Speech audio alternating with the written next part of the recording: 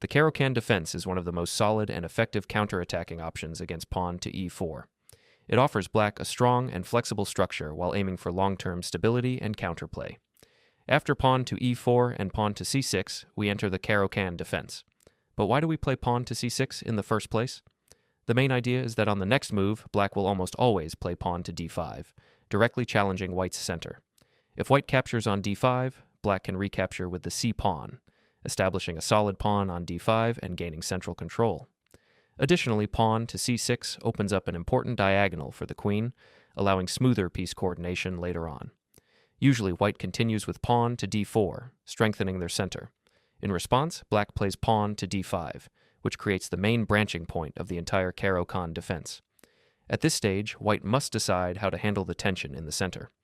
One of the most popular choices is the advance variation, where white pushes pawn to e5. Against this, black plays pawn to c5, known as the Botvinnik-Karls defense setup. With this move, black temporarily sacrifices the c-pawn to create dynamic counterplay. If white accepts the pawn, their pawns on d4 and e5 become isolated and targets for attack. These weaknesses allow black to generate excellent counterattacking chances while maintaining a solid position.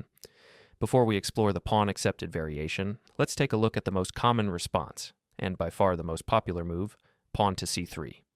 This cautious option avoids capturing the pawn on c5 and instead focuses on solidifying white's center.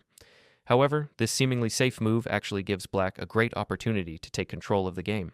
If we proceed correctly here, we can exploit white's biggest structural weakness, the pawn on d4.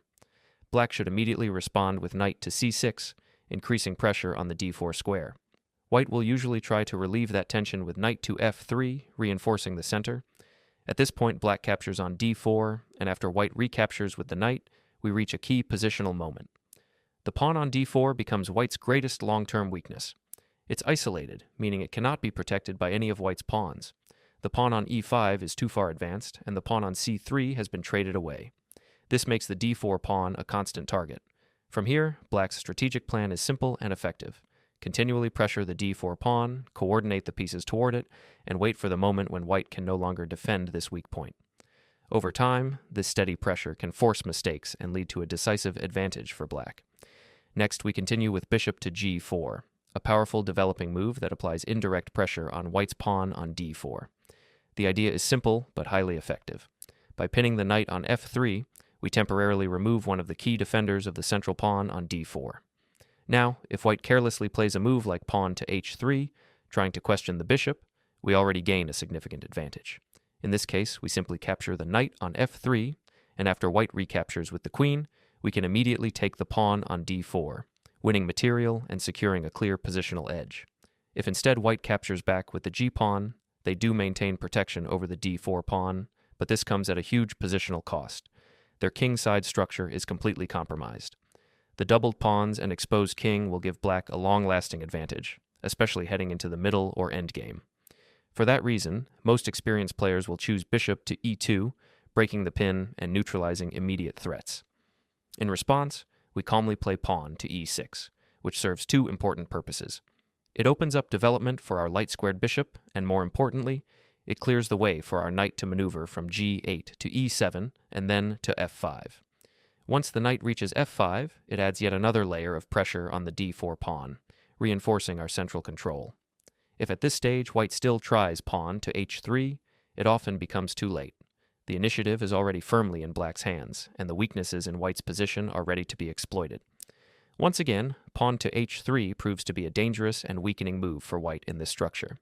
If they play it, we will calmly exchange on f3 as before, but this time we follow up with a more tactical plan, queen to b6. This move highlights one of the key advantages of having advanced our c-pawn early in the opening. It opens the long diagonal for the queen. Now, the pawn on d4 is directly attacked and cannot be defended properly.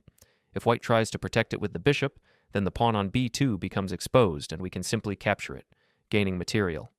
Alternatively, if white attempts to defend by playing knight to d2, they can reach a playable position, but after bishop to b4, black keeps the initiative. We have a sizable advantage, perhaps not overwhelming, but clear enough, as we are up a pawn and white lacks meaningful compensation. This demonstrates how quickly a seemingly small move like pawn to h3 can become a serious positional mistake, turning white's setup into a tactical disaster. Because of that, most players prefer the safer option, castling kingside. Against this, we proceed with our alternative plan. Knight from g8 to e7, and then knight to f5, increasing pressure once again on the d4 pawn. Here, white will usually play bishop to e3, trying to reinforce their central pawn structure. However, we must be cautious. Many players are tempted to exchange immediately on e3, thinking that the resulting doubled pawns are a weakness. But in this case, capturing is actually a strategic mistake. After knight takes e3 and f takes e3, white's pawn on d4 becomes well protected, eliminating their previous weakness. By trading, we would only help white strengthen their position. Therefore, it's best to keep our knight on f5, maintaining constant pressure on d4, preserving the tension, and keeping the advantage firmly in our hands. We continue calmly with bishop to e7, finishing development and preparing to castle. After pawn to h3, we castle kingside, and following a move like rook to c1, we strike with the key break pawn to f6. This challenges white's center, and after trades, our pieces become very active. Moves like queen to b6 put pressure on both b2 and d4, giving black excellent play. In all lines with a timid pawn to c3, black gets an enjoyable, dynamic position and can often win quickly by targeting white's weak d4 pawn. Now, if white accepts the gambit with pawn takes c5, their e5 and c5 pawns become split and weak. We respond with pawn to e6, creating a French-like setup and attacking c5 immediately. White can defend with either pawn to a3 or bishop to e3, the latter being their best try to hold the pawn. We continue with knight to d7, attacking both c5 and e5 at once. White can pin with bishop to b5, but even then, black has strong activity and full compensation for the pawn. At this point, we can't recapture the pawn immediately, so we continue with knight to e7. Although it may look a bit awkward having both knights temporarily blocking our bishops, it's completely fine. White has no real way to exploit this setup. White will most likely play pawn to c3, reinforcing the center, and now we can develop naturally with knight to c6, reaching a roughly equal position where we'll soon recover the pawn. However, instead of playing routinely, we can choose a more ambitious and interesting path with pawn to a6. This move poses a direct question to white. How will they respond? If they retreat with bishop to a4, we then play knight to c6, and after knight to f3, we finally capture on c5. The result is an even position where we've regained the pawn, achieved strong development, and kept plenty of dynamic potential. If instead white trades with bishop takes d7, we recapture with our bishop, keeping the pressure active. After knight to f3, we develop with knight to f5, attacking the bishop, which typically retreats to d4. Here, instead of trying to win back material immediately, we go for positional compensation. We exchange on d4 and follow up with pawn to b6. Now white has no better option than to capture on b6, but after that, black's position becomes full of life. Open lines, active pieces, and long-term pressure. Excellent compensation for the temporary pawn deficit. We recapture with the queen, and now white must play very carefully.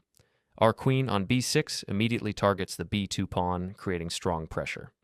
If white tries a weakening move like pawn to b3, we gain a big advantage with bishop to b5, a classic French defense idea.